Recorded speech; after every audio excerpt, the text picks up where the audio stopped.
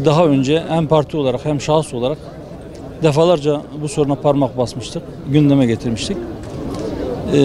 Bugün 28 Şubat sürecinin briefingli yargısının ve paralel yargının mağduru olduğu belirtilen insanların önemli bir kısmının bizatihi mahkemelerde savunmalarını üstlenmiş bir hukukçu olarak da şunu söyleyebilirim ki gerçekten o dönemlerde çok ciddi hukuksuzluklar yapıldı.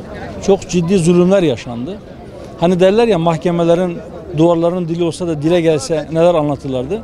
İşte belki o duvarların anlatabileceği şeyleri anlatabilecek kişilerden birisi olarak ben söylüyorum bunu. Çok büyük hukuksuzluklar yaşandı ve bugün artık herkes tarafından bunların hukuksuzluk olduğu biliniyor ve dile getiriliyor. 28 Şubat sürecinin aktörlerinin önemli bir kısmı mahkemelerde yargılandı ve 28 Şubat'ın bir darbe olduğu tescillendi. Bu darbe yapanların en azından bir kısmı cezalandırıldı. Keza paralel yargının mensubu olduğu gerekçesiyle 4000'i aşkın hakim ve savcı meslekten ihraç edildi.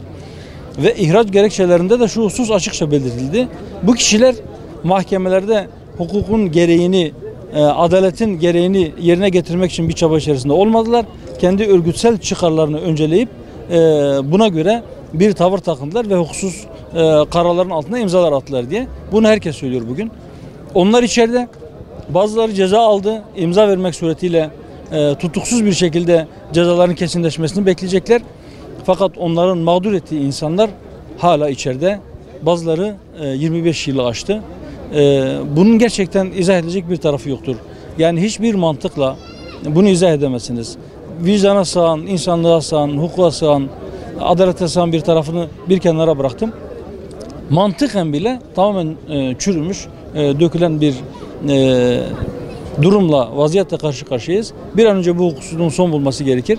Şu seçim esas ihmaline girilen bu dönemde meclis bu konuda bir inisiyatif alıp yasal bir düzenleme yapar mı bilemiyorum ama her ne olacaksa bir an önce olmalıdır. Yani daha önce de biz bugün mahkemeler tarafından, başka mahkemeler tarafından terörist olarak kabul edilip cezalandırılan, cezaevlerine kapatılan hakimlerin kendi mensup oldukları örgütlerin çıkarlarını gözeterek karar verdikleri dosyaları yeniden ele almak gerekir dediğimizde zamanın Adalet Bakanı yargı bu kadar ağır bir yükün altından kalkamaz diye bu talebimizi geri çevirmişti.